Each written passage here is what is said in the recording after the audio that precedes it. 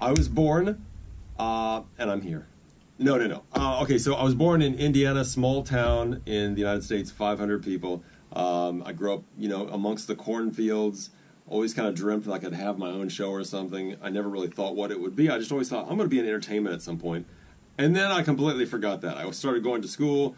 I went to university for political science and criminal justice. I was pre-law. I decided, you know what? I don't want to go pre-law, and it's going to be really expensive. So I don't know. Let me go try radio. People always said, hey, you should be on the radio. So I thought, all right, well, let me give that a try. So I tried out for a radio station. Somehow they let me in. I don't know why they put me on the radio, but I got weekends, overnights, doing midnight to 5, talking to the trash men and the mail carriers and the people getting out of the bars. I worked my way up at that little radio station in Indiana. I worked there for 4 years, ended up getting full-time overnights, and then I did evenings for a while, and then I decided, hey, I'm going to make this happen. I'm going to move to Los Angeles. I moved to LA without a job, without any money, very, very little money. And somehow I ended up getting a job behind the scenes in Clear Channel in Los Angeles, which at the time, it's known as iHeartMedia now, but it was Clear Channel at the time. It was the biggest radio company. I got a job behind the scenes, not on the radio. I worked my way up. Within a year, I got an audition to be on this radio station, and I couldn't believe it. I got a job on the radio in LA. It was like, I got weekends, and then weekends fill. So if somebody went on vacation, I got that. It's like, I can't believe I'm on the radio in LA. A year after that, somehow I got the afternoon drive in Los Angeles. It was one of the biggest jobs you can get in radio in the U.S.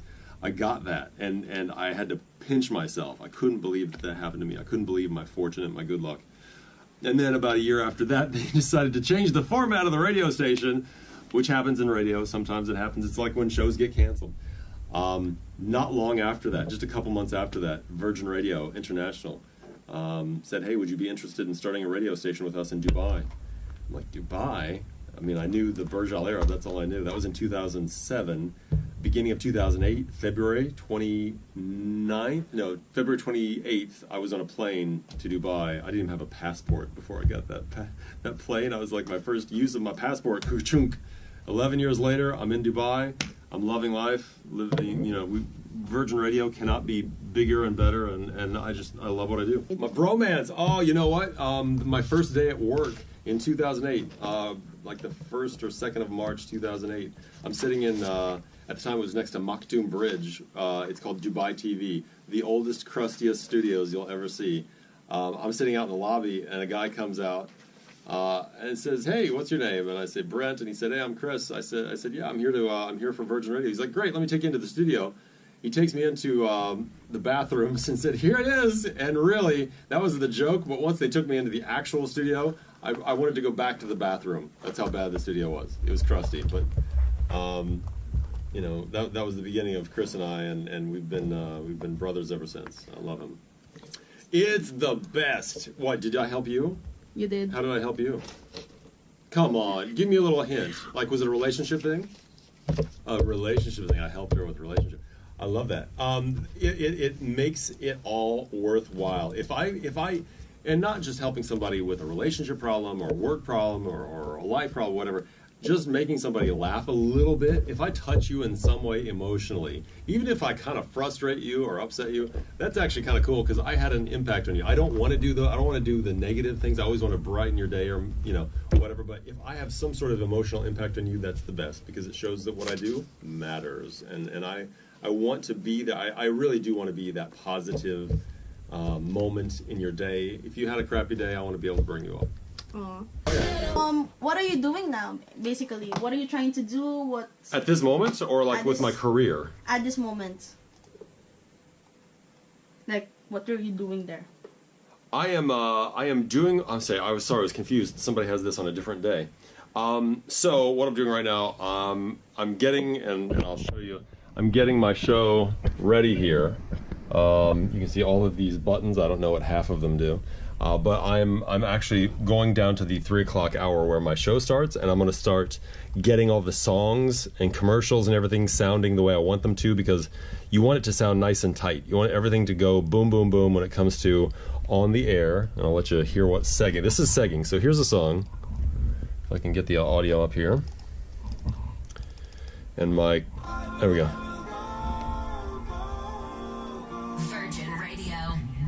So yeah, this is kind of slow, and it's like, so what I'll do is I will take this, and I'll make it sound really tight and contemporary hit style radio. So it should sound like this. Virgin Radio. So we make it nice and tight and sound pretty. That's what I'm doing basically right at this very moment. Okay. First job outside university. Well, my first job, I had a job during high school. Do you want to know about that? Sure. I worked at Dairy Queen. Dairy Queen. I know, right? Dairy Queen. I scooped ice cream. Actually, I was the fry and hamburger guy because we made that. I worked at a Dairy Queen that did the other food besides the ice cream. We did hamburgers, French fries, all that stuff. Fish fillet. Anyway, that was my first real job. And then in university, I worked jobs because I paid for my own school, so I had to work jobs. My first job in university, I collected the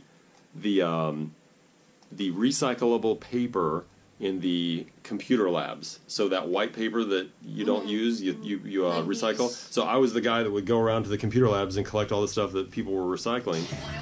And then I would take it into this huge machine, this huge baler. It would make these huge bales of white paper, and then you'd ship it off. And I think they got at the time like $80, you know. So that was how they made money. They recycled white paper. It was a university job. It was actually the university. So many. I really loved university. The friends that I made, I still have today. I just went back to Indiana, and the university. A couple of months ago. Same time I went to New York. I went back to the U.S. a few months ago, and I met my radio idol, Elvis Duran, and his show, Elvis Duran in the Morning, in New York City. Incredible. Go look at them on YouTube or download iHeartRadio illegally if you have to. iHeartRadio, Elvis Duran in the Morning. Such an amazing show. Anyway, I got a chance to meet them. High school, I really don't talk to too many people from high school, but university, man, that had a huge impact on my life. I had heard of Dubai. I saw this, and you can find it on YouTube. I found this 60-minute interview with Sheikh Mohammed.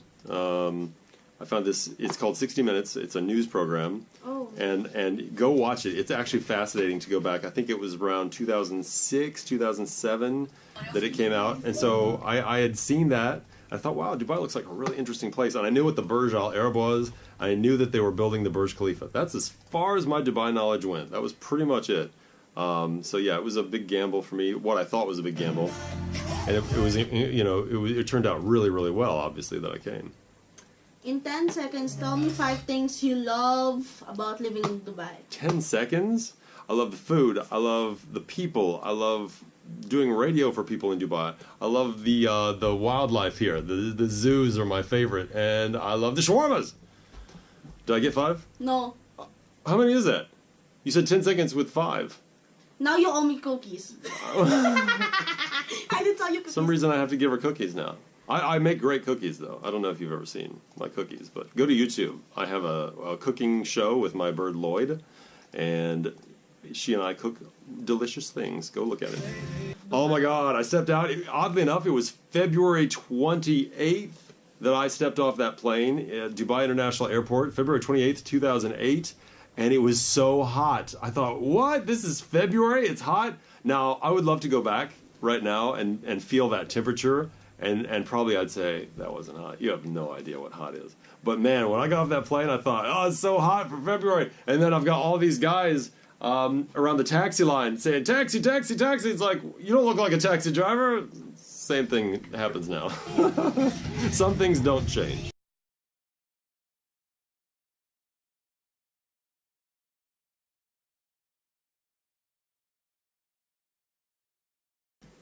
The most what? Moody. Moody. Oh, who's the most moody? Chris Fade.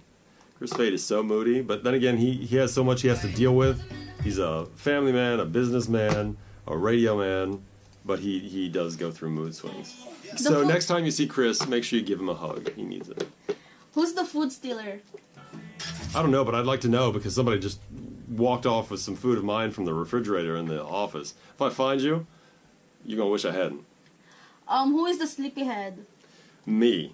No, Maz. Maz is the sleepyhead. Sometimes I get criticized for being late. Maz. The Charger Stealer. The Charger Stealer. Who's the Charger Stealer? Like Big Rossi. The Chatterbox. Who is the Chatterbox? Maybe Sheena? Sheena might be the Chatterbox. I love to chat with her, though. Maybe it's me. It could be me. The Organizer. Pretty Malik. The Deadline Freak. Deadline Freak. Maybe James? James is big into deadlines. He's very responsible. And lastly, the person I can count on. Who can you count on? I can count on everybody. I really feel like if I need something, I feel like there's not one of them that I couldn't call, and they would be right there. Any last words for the... Last words? We made it! Oh my god. I don't know, what do you guys study? Film. Why are you talking to a radio guy if you study film? Because it was my dream to meet someone like... Oh, well, I hope this has been worth your while. I hope your dreams have all been realized. Can I say, you work in film. I've done about that much when it comes to film and acting. My most valuable classes that I took in university were theater classes. I definitely wouldn't be doing what I'm doing now without my theater work, because it was so important for my personality to figure out how to get my personality out of my mouth. And it's just so good. I wish I could still take theater classes. I probably could, but I really cannot stress enough how even if you're studying economics or accounting, take a theater class. It'll do so many things for your everyday life. And since we have the courses for audio, any last word for those audio students? How you like that? How you like my overmodulation? No, I don't know. Audio, like what do you guys do in audio? They are actually the potential radio broadcasters. Don't do it. Don't do it. Don't do radio. The future DJs. Nothing but heartbreak. Okay, can I tell you, I've been very lucky in my career. I've gotten to work with some amazing people, and I continue to do so today. I'm 18 years in this business as of October. 18 years ago, I never would have guessed I'd be doing this still. I figured I'd give it a couple years, see what happens. And so when I say that I am lucky, I just can't stress it enough. And in saying that also, it's a difficult business. People, though, are fortunately listening to more audio than ever. In many ways, it's podcasts.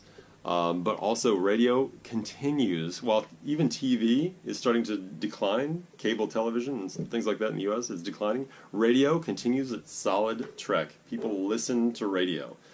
And why? It's because radio has the opportunity to be more local than anybody else. We are local. We are Dubai.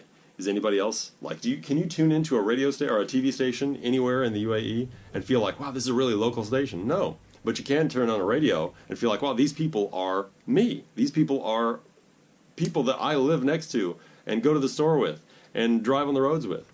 And I think that's something that radio will always have, at least in the very near future, will always have going for it over other forms of media.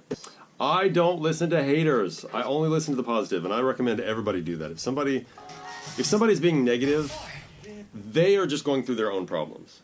They are not just evil, because you won't always think, oh, some people are bad and some people are good. We've all had our good and bad days, our ups and downs. So I like to think, those people are just going through their own thing and they're taking it out on me. Whatever. I don't really have many haters. Talk to Chris Fade about haters. That poor guy.